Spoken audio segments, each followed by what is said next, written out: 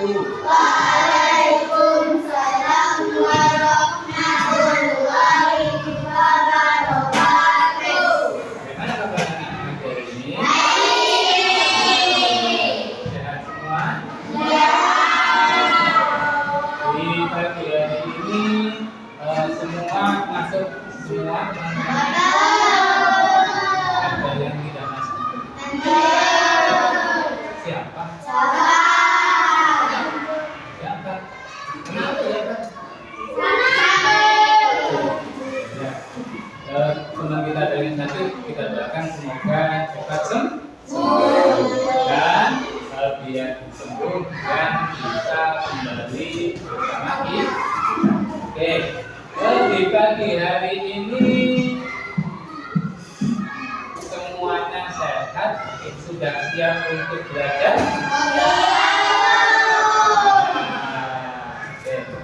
Nah, sebelum pelajaran dimulai, kita awali membaca surat Al-Fatihah dulu. Sebelum itu, ketua kelasnya berdiri menyiapkan dan berdoa. Nanti kita lanjutkan dengan hafalan kita ya. Namanya semoga tambah ya. Ketua kelas dipersilakan.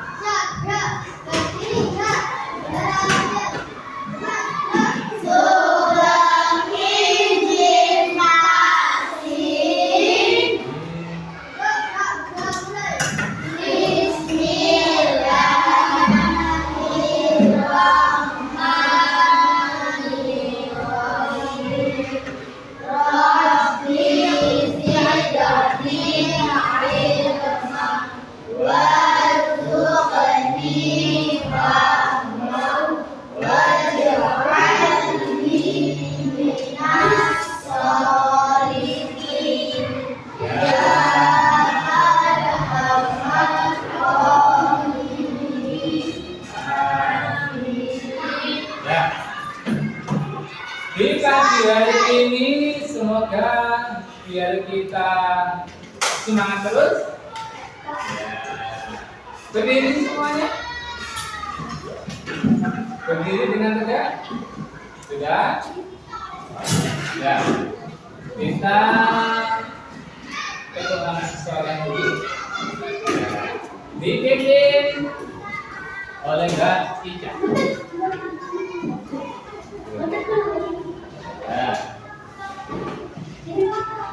Dah tepuk semangat.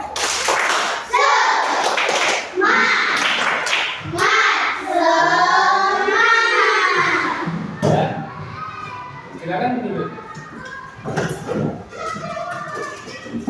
Nah, di pagi hari ini kita awali pertemuan pagi hari ini dengan hafalan kita di namanya. Ya. Kita awali dengan membaca surat Al-Fatihah. Ya, di situ bismillahnya kita hafalkan seperti biasa. Ya, dari bawah Al-Fatihah.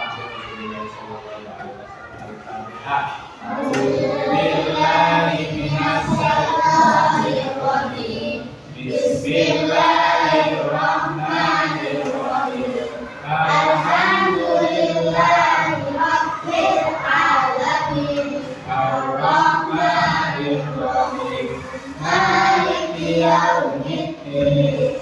Iyyaka na'budu wa iyyaka nasta'in.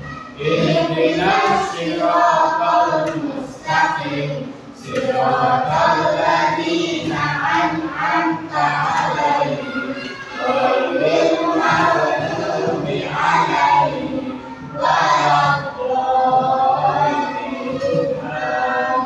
Baca surat An-Nas bersama. Bismillahirrahmanirrahim.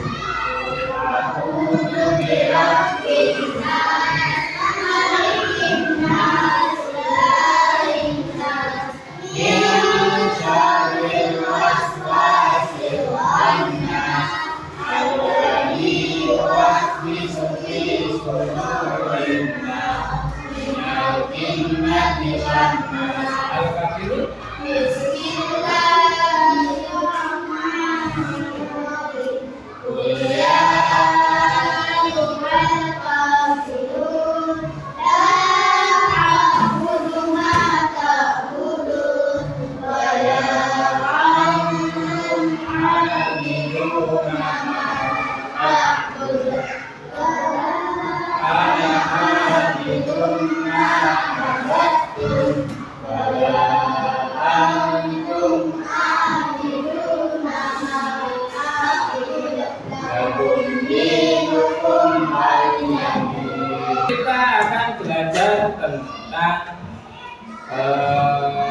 tentang sholat. Bab 9. Sebelum itu kemarin kita sudah belajar tentang apa? Tentang anak sholat. Nah, dalam bab 9 ini tujuan pembelajaran kita adalah kita memahami tentang sholat fardu, sholat Jumat, sholat doa dan lain sebagainya alias sholat sunnah. Kenapa sakit? Sakit sakit. Ya, dari sholat ini, sholat itu hukumnya apa sih? Sholat zuhur atau maghrib itu hukumnya apa? Wajib atau sunnah? Nah, sholat wajib bila tidak dikerjakan mendapatkan apa? Dan tidak dikerjakan tidak mendapatkan apa? Oh, tidak dikerjakan mendapatkan apa? Silakan simak. Ini apa? Wong sing tak sholat, ya pasti mendapatkan apa ya?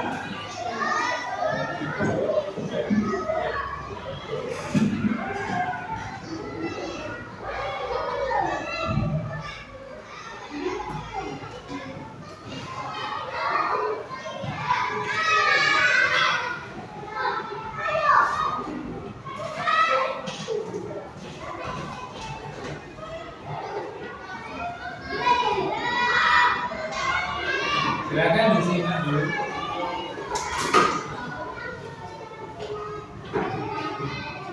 Ini adalah salah satu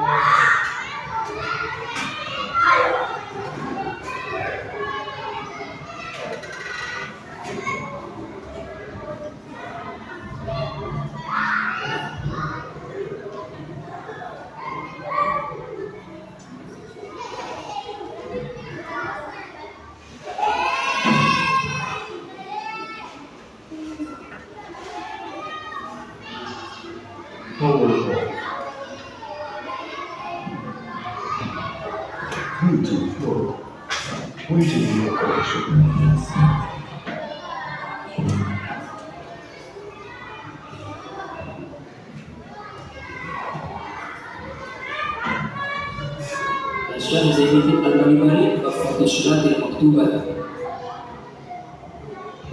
Orang yang berani meninggalkan sholat, maka dia akan menerima 6 jenis siksaan selama hidup di dunia.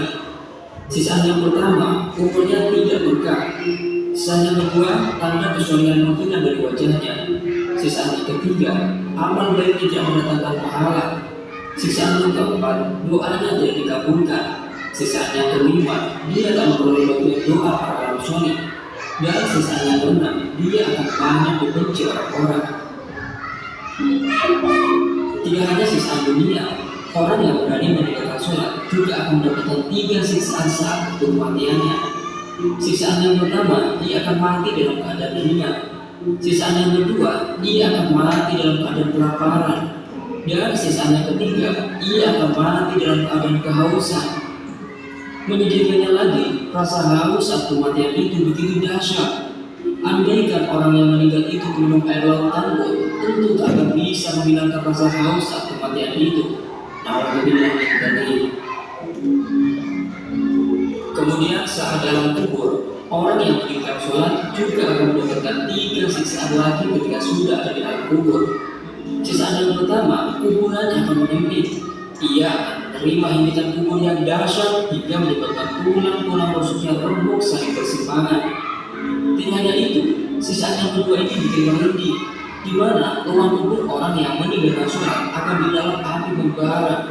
Mereka ini akan duduk dalam kubur bersama api panas yang menyakitkan.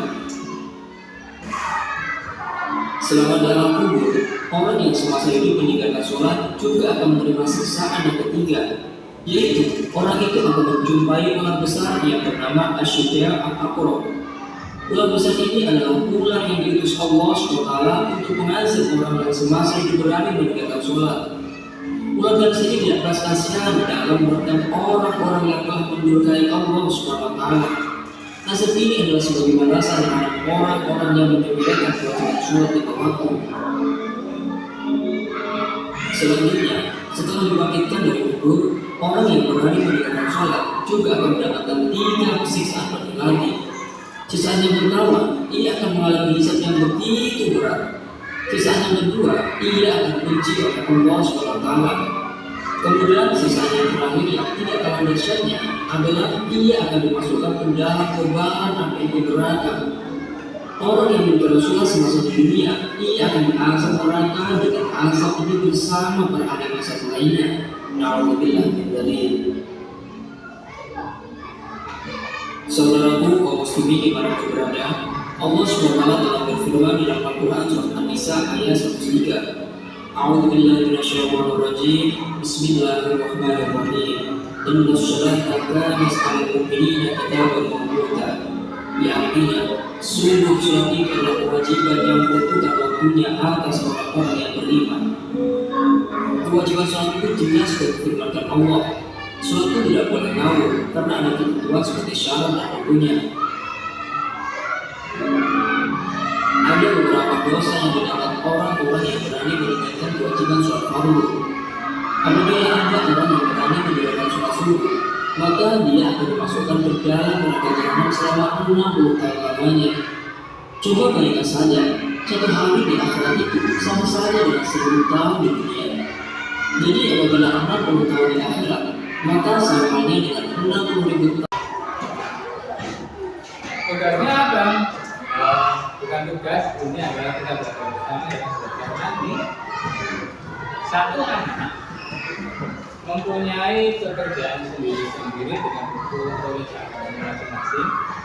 Ya, cuma belajar sistem mengerjakan yang tidak sendiri-sendiri, tapi kerja bersama dengan dari ini satu tim, 2 tim, 3 tim, ya, atau bisa disebut kelompok 1, 2, 3.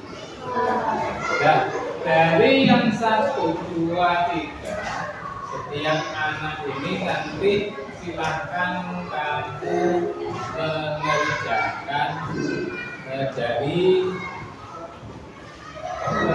tentang sholat tadi. Ya, ini silakan cari pemahamannya tentang sholat fardu dari halaman 151 sampai 152. Ya, ini silakan cari di situ pengertian sholat dan sebagainya. Ya, 151 sampai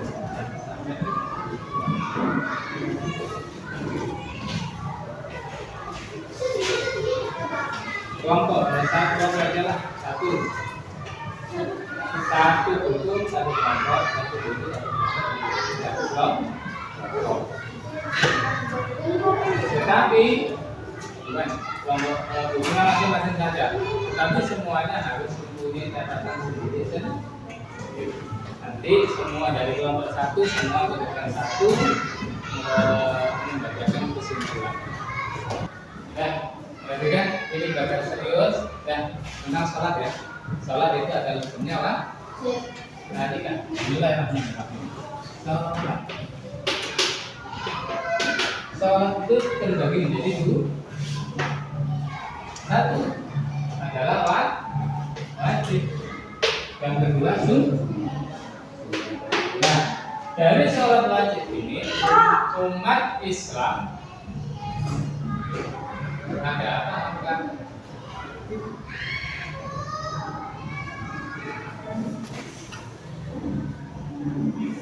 Ya, Anda bisa disiplin ya. Oke guys, aku buat. Ya, saya ulangi lagi.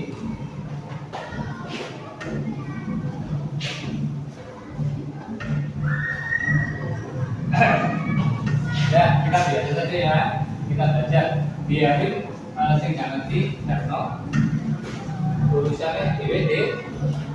Dan dari sholat ini terbagi menjadi 2. Yang pertama apa tadi? Wajib. Yang kedua sunnah. dari sholat wajib ini umat Islam wajib sholat satu hari berapa kali? 5 kali. Nah, 5 kali. Dari apa yang pertama? Subuh. Terus zuhur, asar, maghrib dan isya. Sedangkan di dalam bab 9 ada satu lagi yang namanya sholat Jumat. Terus yang namanya sholat sunnah ini banyak caranya apa? Satu, sholat sunnah qobliyah alias sebelum waktunya, sebelum sholat zuhur disunah, sebelum sholat asar disunahkan sholat 2 rakaat. Sunnah qobliyah dan sunnah ba'diyah. Nah, dari sini anak-anak saya kasih lembar kerja ini satu-satu. Silakan membuat gambar, ya, gambar yang sampai pahami tentang sholat, gambar sholat sing apik dan yang benar itu terjemahkan dalam HP.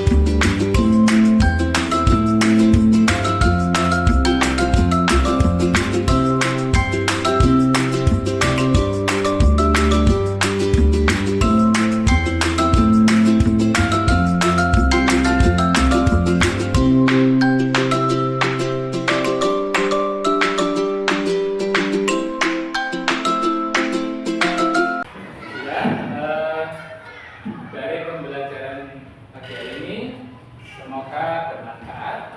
Perlu diingat, sholat itu hukumnya wajib, dan sholat itu juga menjadi dua, yang mana sholat wajib dan sholat sunnah.